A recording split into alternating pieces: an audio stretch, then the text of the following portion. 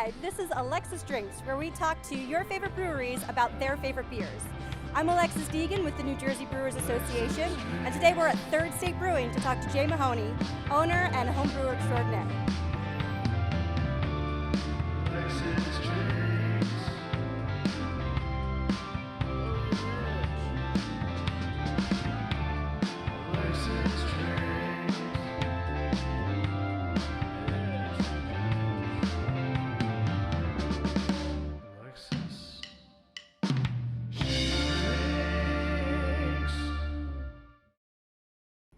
Hi, and welcome to the inaugural episode of Alexis Drinks, where we talk to your favorite brewers about their favorite beers. We talk about a beer from around the world that inspired them on their journey. We talk about a beer from New Jersey that they're drinking the heck out of, and then we talk about their beer because that's really what we want to talk about. So I really want to thank Jay Mahoney for coming and being guest number one, sort of, on Alexis Drinks, because it wouldn't be anything that I have to do with without it being a little bit weird. So, Jay, thanks for having me. thanks. What are we drinking and why? Oh, what are we drinking and why? Okay, well, one of the first things, just before we started opening Third State, as we were in the building process, I became a big fan of sours. And one of the greatest sours ever that I brought along here with me today is Russian River Consecration. Ooh. Which is, in my mind, world class. The one? So, world class. All right, you gonna pour this for me? I'm very excited because I love sours. They were like my second beer. My first was the fruited wheats, and then sours. So I always try to start my friends with sour beers. Ooh, what a nice pour. So that's a dark color. It is. Well, this is a wine barrel aged sour that, to me, is just, as I said, world class. It's one of the best beers that I've ever had in my life. And ooh, I like that. See, the thing that I feel badly about is like nobody can taste what we're tasting. That's good. That leaves more for us. I know. And so I am such a bad taster. I'm like, oh, this tastes of cherries. This is, I'm sorry. I will let you read it because for the camera, I left my reading glasses over on the bar. Ale aged in Cabernet Sauvignon barrels with currants added. Currants? Currants. Which are like cherries, right? They taste kind of like cherries. Yeah.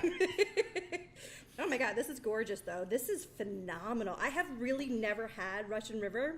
Is that right? But I know that it's like a go-to for a lot of like professional beer drinkers. Yes, yeah, and they're, to me, you know, they make Pliny. That's what they're known most broadly for. But in my opinion, their sours are their best, and this is their number one. And so, like, they were your like education into the sour beer world. They were, and I actually picked up sours a little earlier. But we were out at a Philly Beer Week event one time, and Janet can never get into the sours. Janet's my wife. Really? Oh, Janet can never get into the sours until she tried this during Philly Beer Week. This is so good. It's not too aggressive as a sour. It's not. But it's very flavor forward. Yes. It does have that tang, that like bite on your tongue that you want from a sour. Like I've had sours that are like they're like almost sour, but they don't have that bite on your tongue. Yeah, and then you can get other sours that are just a little too funky, which isn't my style. Right. I like that. You don't nice, like funky. You're not a funky person. I'm not a funky person. See, people who know you would not agree. Yeah. Most of my friends and family would not agree either, but I from a beer standpoint, I don't like a lot of funk. Right. I'm not a big Brett Yeast. See, now fan. What I'm gonna want is a beer that's like bringing the funk from you. Yeah. I know, like the J transformation into funky beers. Yeah. We and in Third State here, we haven't done a lot of sours, although Bill is definitely starting to pick up on some of the ones, and they're being very well received. We had we had recently a kettle soured ale, pale ale that was just delicious. No, but what we do have on tap right now is a sour saison.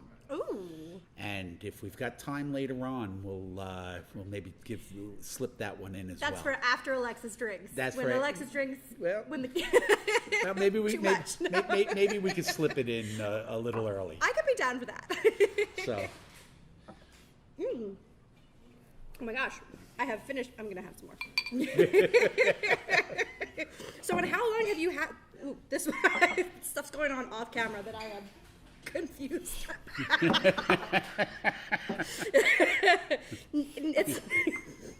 It's never a dull time here at Alexis Drinks. Yeah, this is funny because. Oh, and this is from 2018. This is from 2018. Age in a Yes. cool, dark place. That's amazing. And it has been. It's been in my cool, dark basement since then.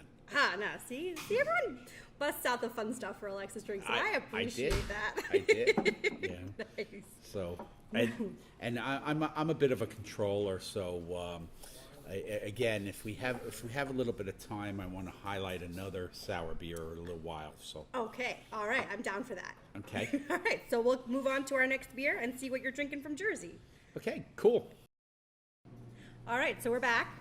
And we now have the Jersey beer that I heard tell was not a Jersey beer. So tell me all about it. Well, it's a Jersey beer. It's just not a Jersey brewery beer. Okay. I was going to bring along which is one of the favorites that I'm drinking now, which is Dare to Be Stupid from Icarus. But I thought, well, if I highlight just one New Jersey brewery when so many are doing such good beers, it would just be a disservice and the politician, Jay. and a little insulting, you know. Plus, I only had 2 of the Dare to Be Stupid left, and I didn't want to share any. So listen, you know what? I respect that. I respect the crap out of that. But here at Third State, we've always been very vocal about our beginnings, which is barley legal homebrew. Yes, see, at the beginning of the show, I called you a home brewer extraordinaire. Yep. Thank you very much. From your roots at Barley Legal. And since I don't brew here anymore, I guess I'm still home brewer extraordinaire. I had an old Barley Legal friend of mine, Dave Greenbaum, stop by last night, and he dropped me off his old ale. It's called, and I think this was a slap at me, old man in a barrel. Right? It's an old ale with it's a big beer, 11.2%. like big beers. I like big things. And I figured that best thing I could do for selecting a Jersey beer is to select the beer from a great home brewer that we know. That's awesome. We used to homebrew with. And this is what I love about the New Jersey brewing community. You guys are, like, so many are rooted in home brewing, and there is so much homebrew happening. Yep. Like, there is this homebrew competition that South Jersey Beer Scene and Brewery Strong are putting on. I've heard about that. A little plug for that. That everyone should apply for. And so, John, your friend? No, my friend who did this? Yes. Dave Greenbaum. Dave Greenbaum. Lots of names. Could possibly enter. Absolutely. I think there's a lot of the home brewers from Barley Legal who could enter. They make amazing beers. See, that's like a kind of a throwdown to Barley Legal homebrewers. You should enter this competition. I like to think back and think that I inspired them all. I think you must have. You must have. So, cheers. Cheers. Like this. Old Man in a Barrel. Old Man in a Barrel. Ooh. That is a big beer. It's a very big beer. You get a nice. It doesn't have that alcohol burn at the back end. It does not, and so that's something like barrel aged beers for me. Everyone has to just listen to how I drink beers. Like, it's really important. But like the higher ABV barrel aged beers are a little bit too much for me. Yeah, they can be. Yeah, they can be, and I'm not so sure that that's so much the barrel aging as it is the beer itself, because the barrel aging itself doesn't really add any of that alcohol to it. So it's just like that. Sometimes it might exacerbate it a little bit, but typically that would be the beer itself. This is nice and smooth. It's absolutely. It's got that upfront sweetness to it. It's got that nice warming finish to it. It's and I like that it's another barrel age. So I'm sensing a theme here. And this is a And Dave's been brewing for many, many years. I'm looking at the, and honestly, when you showed it to me earlier, I got a sneak peek. I did not realize it was a home brewer because the label is. He does a good job with his own personal labels as well. Yeah, no, I like that. And it's just Gordon Strong Old Ale.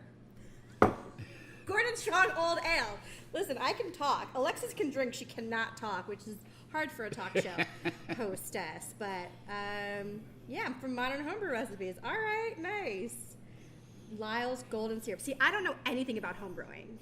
I homebrewed one beer once in Alaska. Okay. It was a pumpkin beer. Uh-huh. I never got to taste it because, beer takes a while. I don't know if you noticed. Beer does take a little while. Beer takes a while. It's not like spaghetti sauce where you enjoy it right when it's done. I was up in Alaska visiting someone for like a week, maybe 2 weeks at like most. And we brewed this pumpkin beer, and I went through the whole process. It was like a lot of work. So the cooking part I'm totally fine with, right? There's a lot of cooking. You throw some stuff in, it's fine. Then there was all of this sanitizing stuff process that was just too much. I don't know. That's beer is nothing more than cooking. Right. You're making liquid bread.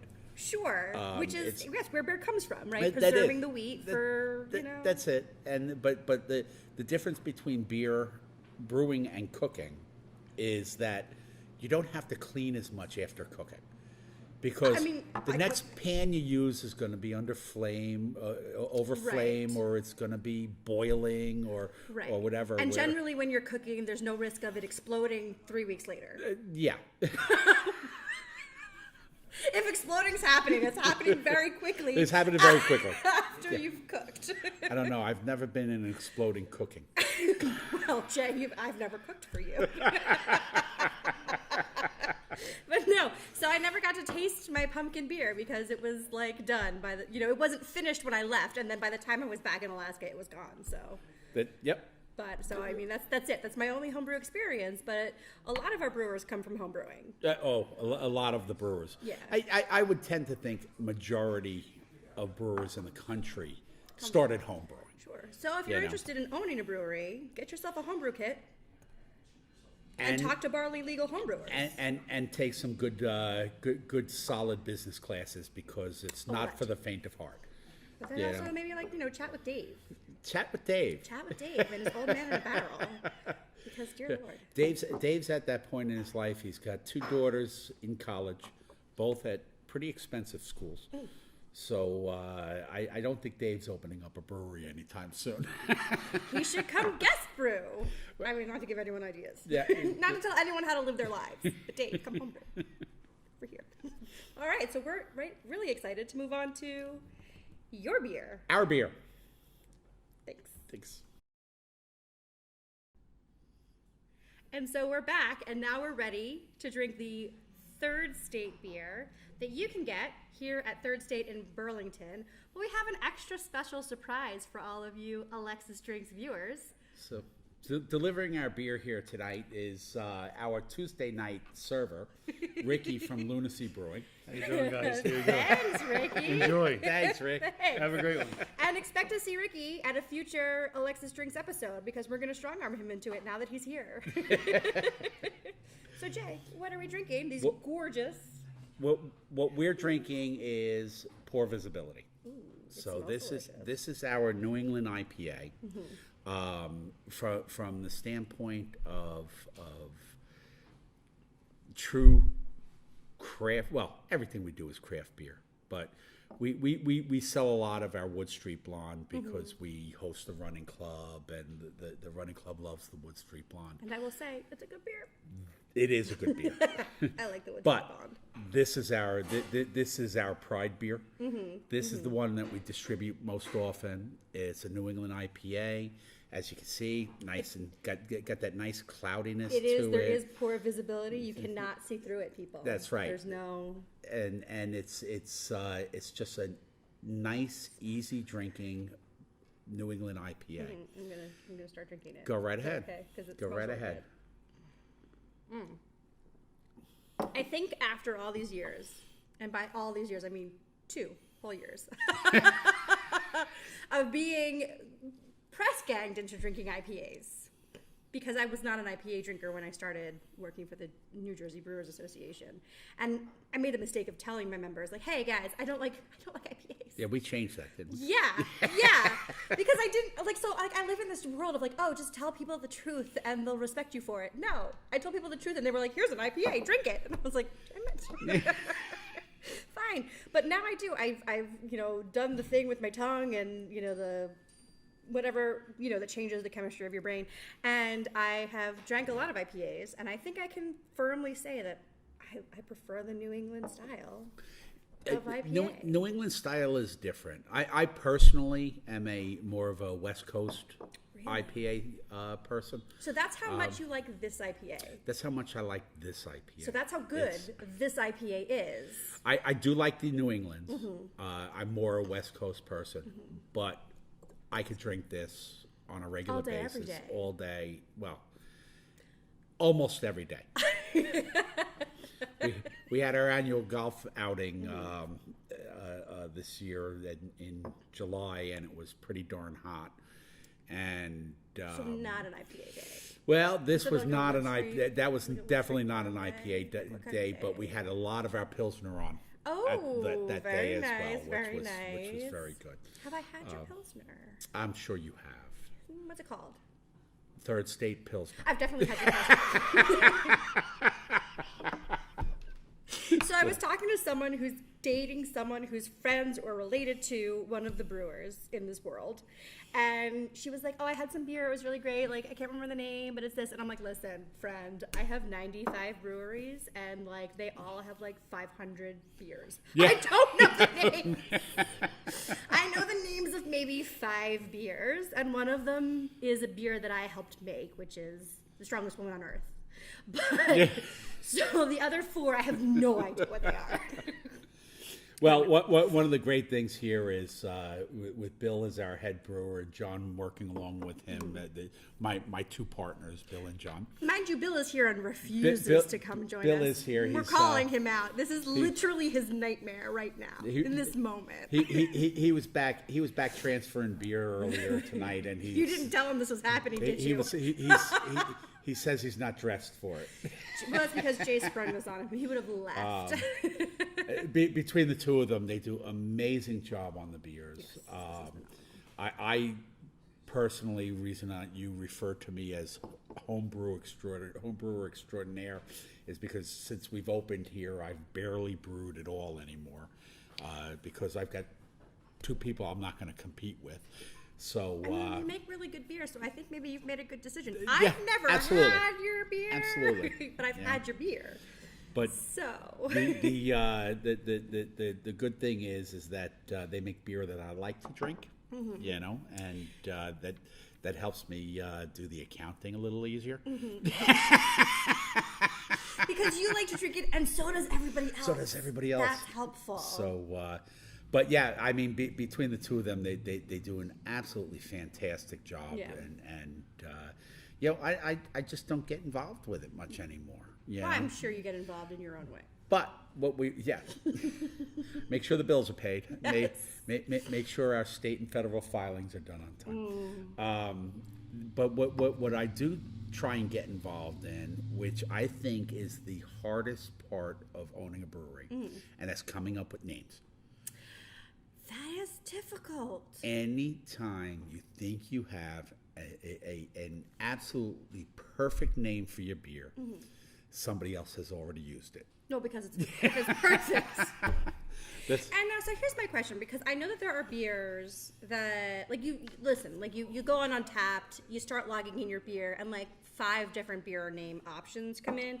Like, is there like a regional radius that you think, well, if you're outside of this radius and you're calling your beer this, I'm not worried about there being confusion as to whose beer this is? I imagine unless it's federally trademarked, right? I think you're okay. Yeah.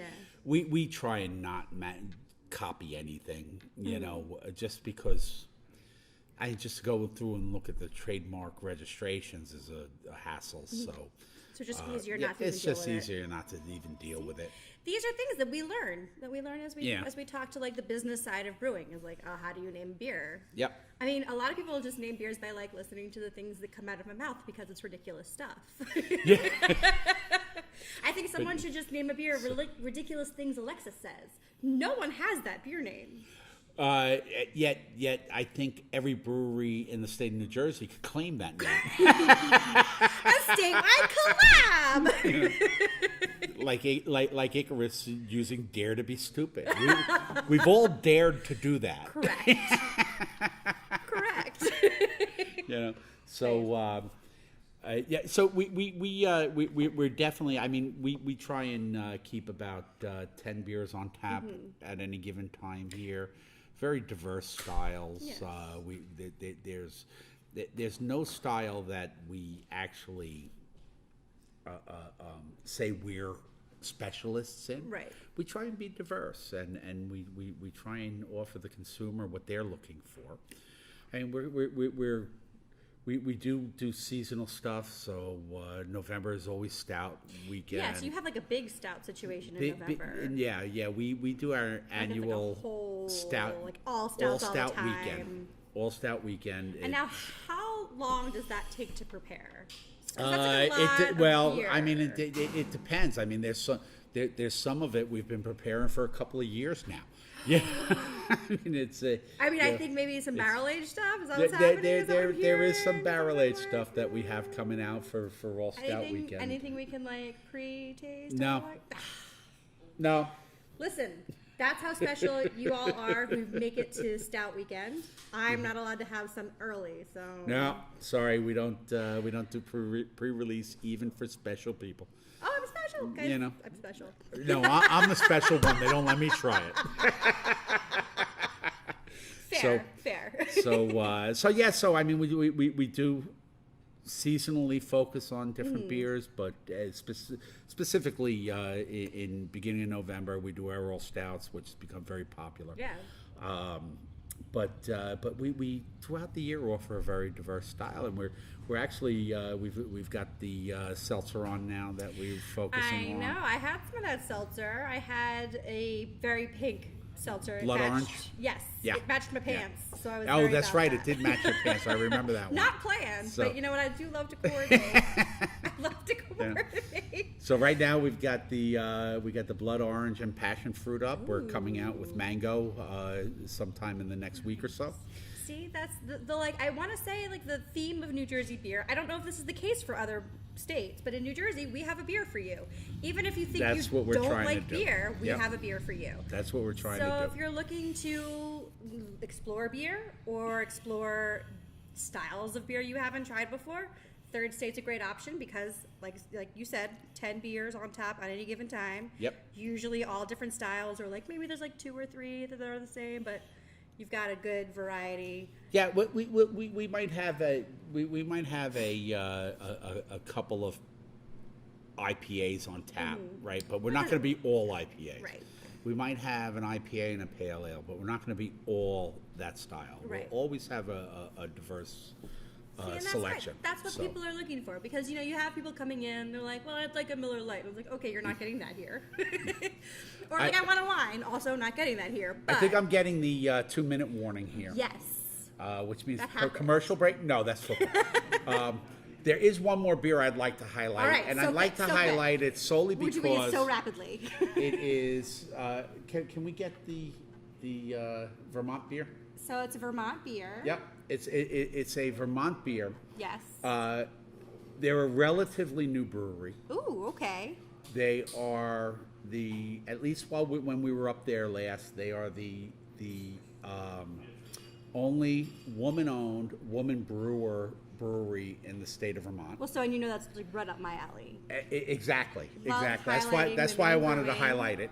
Thank you, Jay. And they are doing some amazing things with sour fruit beers. Ooh, back to sours. I So, love sours. so the brewery itself is called Hogback Mountain. Hogback Mountain. All right. Not Brokeback Mountain. Correct. Hogback I feel like Mountain. perhaps maybe that was a purposeful thing. This is, and I'm going to ask you to read because So I don't have my limited release Carriage Barn series American sour. Oh, with cherries. It's American sour with cherries. I'm And pouring this. I believe there's some peach in there too. Oh my god, I'm and- so excited! I'm pouring it quickly because I want to taste it before this episode ends, and I feel we're coming right on the edge, people, perilously close. This is true edge of your seat stuff here. So Cheers, women owned, women brewed, Vermont beer. So Janet and I, as you know, we love Vermont. We go up to Vermont once or twice a year. We spend a good amount of our time traveling to the different breweries. Yes. Right. This brewery, not from just the standpoint. I mean, they're out in the middle of nowhere. They are small. They're doing a great job locally. This is delicious. But they just impressed us from start to finish. So I did want to highlight not just beers that I like, but also an up and coming brewery in our favorite place in the world, Vermont. Hogback Mountain Brewery. Go to Vermont, get this beer. Skip the Alchemist. I would say skip the Alchemist. Don't tell them I said that. Nobody share this episode with the Alchemist. You could get Hetty Topper in New Jersey now. You so can. Skip the Alchemist. Go get Go to Hogback Hogback Mountain. Mountain. Thank you so much, Jay. I so appreciate your time. Love spending time with you, Alexis. Anytime, Jay. Sure. And thank you.